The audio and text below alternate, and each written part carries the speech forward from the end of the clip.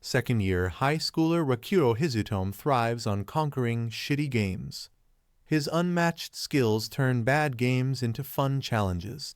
When he dives into the VR game Shangri-La Frontier, he skips the prologue to dive straight into the action. Can he uncover the hidden secrets of this virtual world? Let's find out.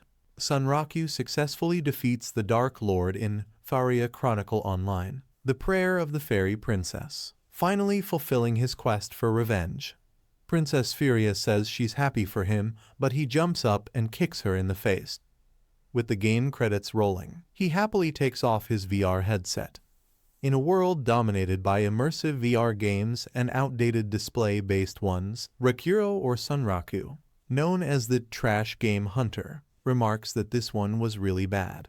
At school, Ray eagerly waits for him, hoping to discuss their shared interest in games. However, another classmate interrupts, taking her chance. After school at Rock Roll Game Shop, Mana Iwamaki promotes Shangri-La Frontier ahead of summer vacation, anticipating a surge in business. Ray visits, but Sunraku is absent, engrossed in another challenging trash game like Faria Chronicle. She learns about the game's notorious difficulty from Mana, who tells her about its tough boss battles and frustrating mechanics before Sunraku arrives and tells her that he's completed the game. Mana suggests Shangri-La Frontier, a really popular game to him, so he researches it at home, intrigued by its vast player base and innovative gameplay from Utopia Entertainment Software. Logging in, he decides to go for a twin-blade mercenary character, favoring weapons over armor. In the rampant forest, he hones his combat skills and collects rare items like Vorpal choppers.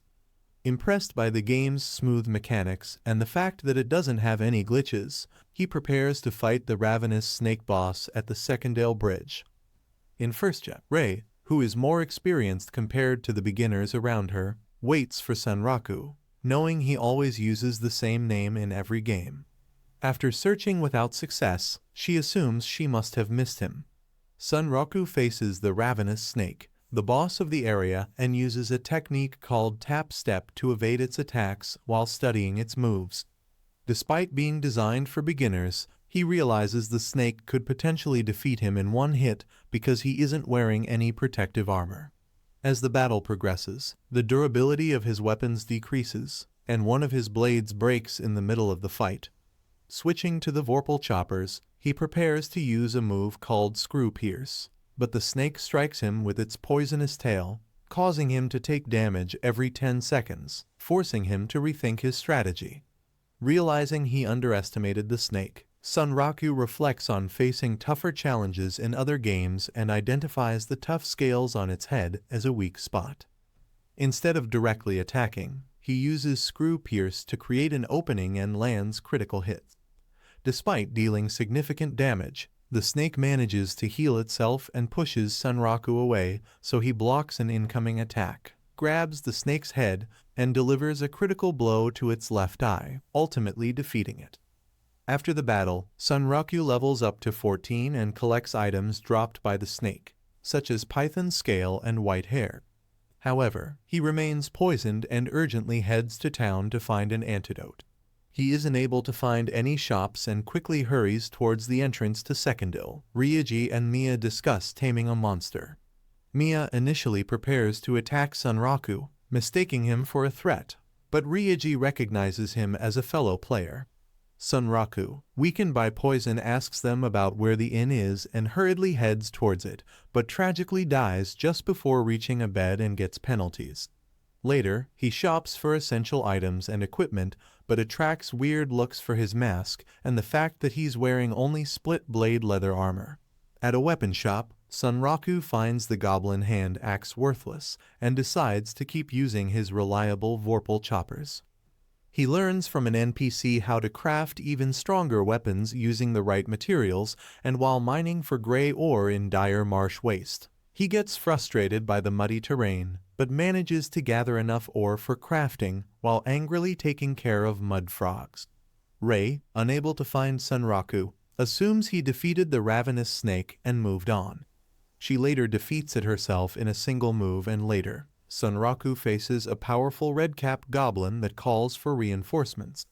Despite his efforts, he finds a unique monster named Lycagon, the Night Slayer that no one in the game has been able to beat so far. Rei meets Ryuji and Mia, asking if they've seen Sunraku. Ryuji confirms that he was poisoned by the ravenous snake and fled to Sekindal. He describes Sunraku's unique appearance, a nearly naked player wearing a bird mask. After thanking them, Rei realizes Sunraku skipped the first town and Ryuji recognizes her clan emblem, which focuses on hunting Lycagon, the Night Slayer, a unique and powerful monster in the game. Facing Lycagon, Sunraku uses perfect parry to dodge and counter its attacks, but struggles to deal any sort of damage to it. Switching to his Vorpal choppers, he manages to land critical hits, although he notices they aren't very effective and his weapons are slowly weakening. Despite the difficulty, Sunraku enjoys the intense battle until Lycagon delivers a swift strike to his legs, leaving him with only 1 HP remaining, after which Sunraku accepts defeat and swears to come back for it. Upon respawning in Sekindal, Sunraku learns he's been cursed by Lycagon, and this curse prevents him from equipping armor in certain slots, but grants him advantages against lower-level monsters and in interactions with NPCs. Frustrated by the curse's restrictions, Sunraku reaches level 28 with 50 points to distribute, deciding against investing in vitality due to the curse and relying instead on his luck stat to survive. Shortly after, Sunraku encounters a unique scenario involving a Vorpal bunny named Emil. Intrigued, Sunraku follows Emil to Rabbituza, a town inhabited by bunnies only. Despite the scenario's recommended level of 80, Sunraku enters a door marked as a unique scenario.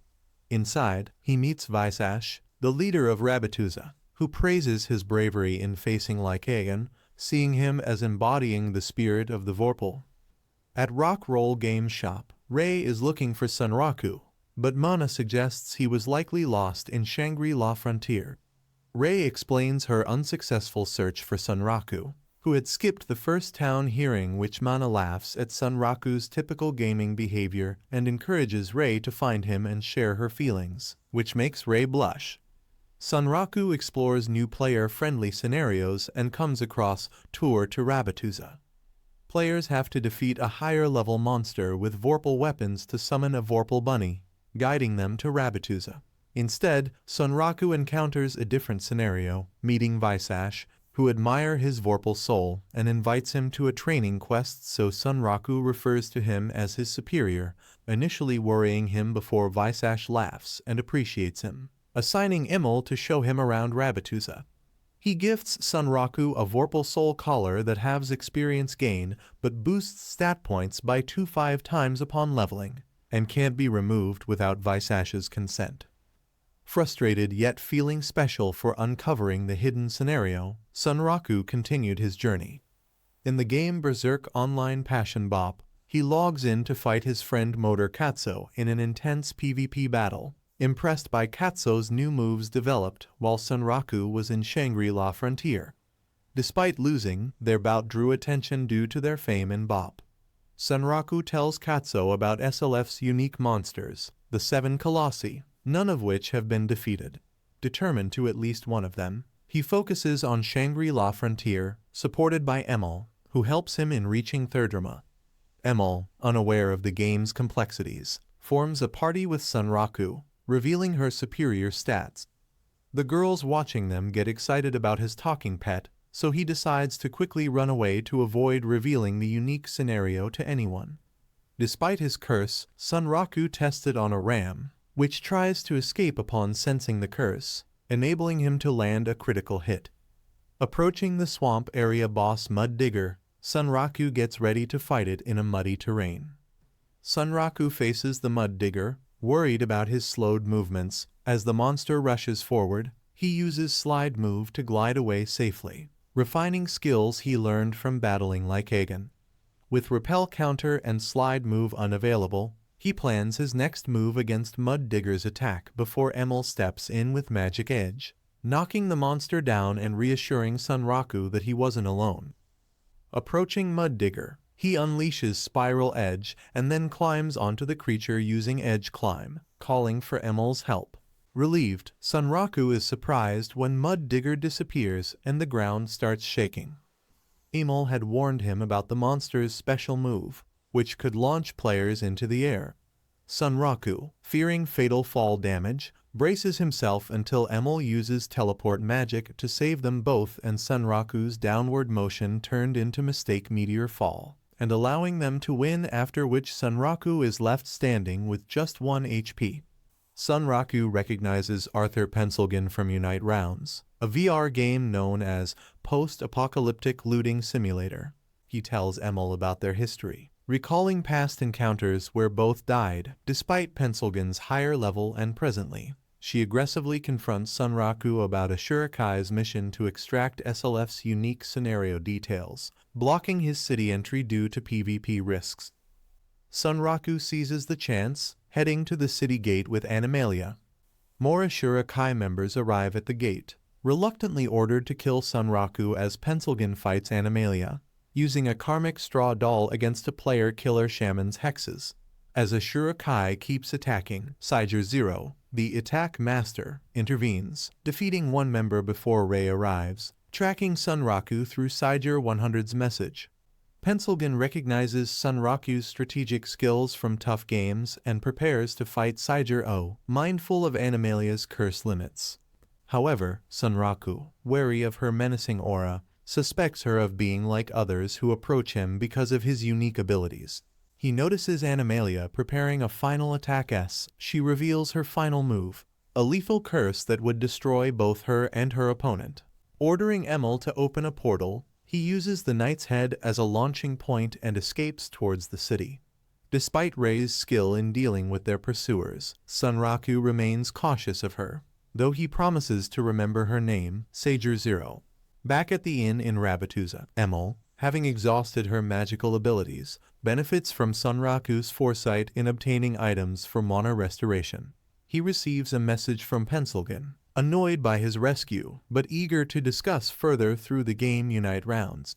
Curious yet wary of Pencilgun's intentions, Sunraku also hears from Katsuo, who admits he's worried but sees potential in Pencilgun's proposal. Sunraku dodges a continuous onslaught of roots, determined to stay alive while approaching the monster. However, his attacks prove ineffective against the tree branch wizard, so he decides to focus on dodging chains and various magic attacks. With 4 minutes remaining, Vash eagerly waits for Sunraku's Vorpal Soul, impressed by his swift evasion despite the difficulty. He quickly distracts the tree, surviving until Vash declares him the winner at the 5-minute mark. After receiving the Vorpal Collar and reflecting on his journey, Sunraku logs out to rest before he and Emil explore Thurdrama cautiously, wary of info hunters, and looking for a disguise from Pete's, after which Sunraku spots Ray mysteriously watching him from afar. Meanwhile, Sunraku fears Siger Zero is out for revenge and panics as she slowly approaches, seeing which they decide to quickly escape. Members of Ashurakai mistake Sunraku for a madman until they see his in-game name, Sunraku, and chase after him. Siger Zero surprises them, but she sends a friend request instead of attacking, leaving Sunraku surprised and confused. He cautiously accepts her request and suspects that she's after scenario information. Some time ago, a group cautiously entered a cave and had to deal with the consequences. Presently, Sunraku approaches a cave entrance blocked by players battling the boss. A pink-haired player crashes down near them. Emil thinks Sunraku is bold, but he remains determined and challenges the boss. As he starts climbing, Emil warns about sticky webs ahead, and as they approach the clown spider, he uses Loop Slash and Rush Slash to sever a leg and inflict damage. Seeing heavy objects set up to drop, Sunraku showers boulders and trees to overwhelm the spider, and as it tries to get up, Emil wonders about Sunraku's next move before he delivers the final strike and wins.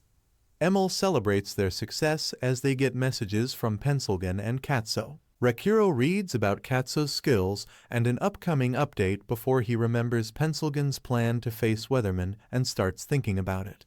Sunraku discusses plans with Pencilgun and runs into Ray while leaving the shop. They both formally greet each other before he gets another message, as she inwardly remarks that she hopes to meet him again in the game. In Shangri-La Frontier, Emil greets Sanraku, who reveals that he plans to challenge Weatherman, surprising her, after which Pencilgun tells him that he probably shouldn't have Emil accompany him wherever he goes because NPCs don't respawn when they die. Thanks for joining us on this journey with Rakuru in Shangri-La Frontier. Don't forget to like, comment, and share your thoughts below for more.